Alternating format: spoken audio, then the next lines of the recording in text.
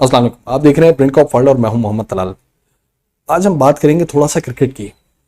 New Zealand کے بعد برطانیہ نے بھی پاکستان آنے سے انکار کر دیا اور یہ کہیں کہ معذرت کر لی۔ جو کرکٹ لورز ہیں وہ بہت زیادہ اداس ہیں اور وہ ویڈیوز شیئر کر رہے ہیں پروٹوکول کی جو ٹیمز کو ہم دیتے ہیں کہ جی دیکھیے جی کیا یہ کم ہے، کیا اب اور مزید ہم آپ کی حفاظت کریں۔ پاکستان ایک محفوظ ملک ہے، بار بار ہم دکھانے کی کوشش کر رہے ہیں جو ویسٹرن ویلاگرز ہیں ان کی مدد سے بھی۔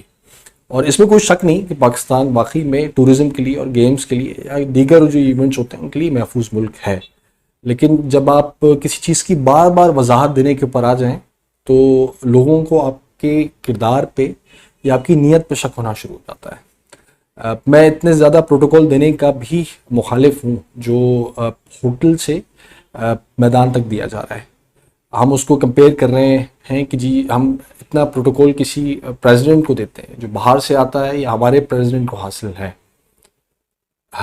تو بات ساری سمپل سی یہ ہے کہ جو اوورال ہم اگر کمپیریزن دوسرے ممالک سے کریں کہ دوسرے ممالک کے اندر بھی اس طرح کے معاملات ہوئے، ایون کہ 1972 میں ایک ایگزامپل دوں گا، یہ کوئی کرکٹ میچ نہیں دو ٹیموں کے مد مقابل، کوئی فٹ بال لیگ نہیں ہے یورپ میں ہونے والی، بلکہ یہ اولمپک گیمز ہیں میونخ میں 1972 میں جرمنی میں، جہاں پہ فلسطینیوں نے اسرائیل کی پوری اولمپک ٹیم کو پہلے بندی بنایا اور اس کے بعد جو ہے وہ ڈیمانڈز رکھیں کہ جی آپ ہمارے 200 بندے چھوڑیں گے اور ہمیں ایک ہیلی کاپٹر دیں، پھر اس کے بعد ایک اننون لوکیشن کے لیے ایک چارٹر پلین دیں، تو پھر ہم کچھ کر سکتے ہیں، سوچیں گے ان کے بارے میں کہ آگے جا کے ان کو چھوڑ دیں۔ مقصد یہ تھا کہ جی اپنے لوگ چھڑا لینا۔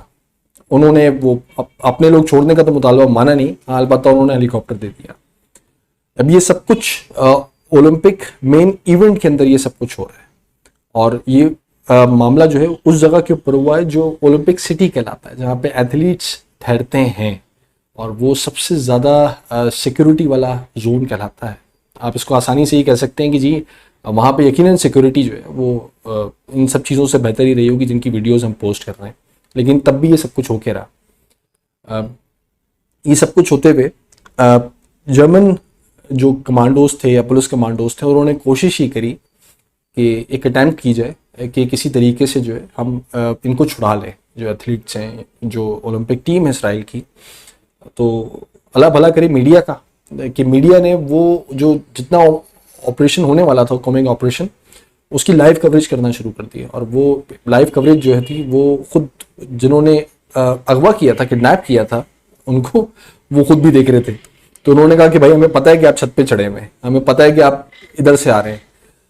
تو یہ بڑی امبیرسنگ کنڈیشن تھی۔ وہ بالآخر انہیں ایئرپورٹ لے گئے، وہاں پہ ہیلی کاپٹر میں جب ان کو ٹیم کو بٹھایا گیا، قصہ مختصر یہ ہے کہ کچھ جھڑپ ہوتی ہے اور پھر اس میں تقریباً ہیلی کاپٹر میں بلاسٹ ہو جاتا ہے اور جو اسرائیل کے جتنے تقریباً کھلاڑی ہوتے ہیں وہ سب اس میں مارے جاتے ہیں۔ یہ بلڈی ایک آپ سنڈے کا یا کسی بھی طریقے سے آپ اس دن کو جو ہے بلڈی ستمبر اس سے آپ اسے میچ کر سکتے ہیں۔ That's it. یہ سب کچھ ہونے کے بعد معاملہ یہیں پہ ختم نہیں ہوا، بلکہ کچھ سال کے بعد ایک پلین ہائیجیک ہوتا ہے جرمنی کا اور اس میں ان سب کو چھڑا لیا جاتا ہے، جنہوں نے جو باقی ان میں سے زندہ بچے ہوتے ہیں، جن فلسطینیوں نے سب کچھ کیا ہوتا ہے۔ لیکن اس کے بعد بھی جرمنی میں ایونٹس ہوئے، اولمپک گیمز اس کے بعد بھی جرمنی کے اندر جاری رہے۔ تو یہ ہمیں ایک ایگزامپل ملتا ہے کہ یہاں پہ سب کچھ ہو جانے کے بعد بھی یہ سب کچھ جاری ہے۔ کوئی یہ کہتا ہے کہ یہاں پہ کرکٹ میں پیسہ کم ہے، شاید اس وجہ سے ایسا ہو رہا ہے، یہ بھی ایک بڑی وجوہات میں سے ایک ہے۔ دوسرا یہ کہ ہماری جو ڈپلومیسی ہے وہ بہت زیادہ ڈیفینسو ہے، ترلے منتیں کرنے والی ہے۔ ایک یہ وجوہات بھی ہو سکتی ہیں، اگریسو نہیں ہے، یہ میرے خیال میں سب سے بڑی وجوہات میں سے ایک ہے۔ دوسری بات یہ کہ بار بار اپنے بارے میں بتانا کہ جی آپ کتنے پیسفل ہیں، کتنے امن پسند ہیں، تو دنیا نہیں مانے گی آپ کی بات، قطعی طور پہ نہیں مانے گی، اور آپ کو یہ بار بار بتانے کی ضرورت بھی نہیں ہے۔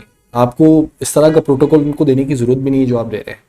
یہ میں دوبارہ کہوں گا کہ میری رائے ہے، آپ اس سے بارہا اختلاف رکھ سکتے ہیں۔ میں اس چیز کے بھی خلاف ہوں کہ آپ پوسٹرز لگائیں غیر ملکی کھلاڑیوں کے ساتھ، ہمارے سپاہیوں کے، کہ جی یہ اگر یہ گیمز ہو رہے ہیں, یہ جو ایونٹس ہو رہے ہیں, آل کریڈٹ گوز ٹو فلاں فلاں فلاں فلاں فلاں.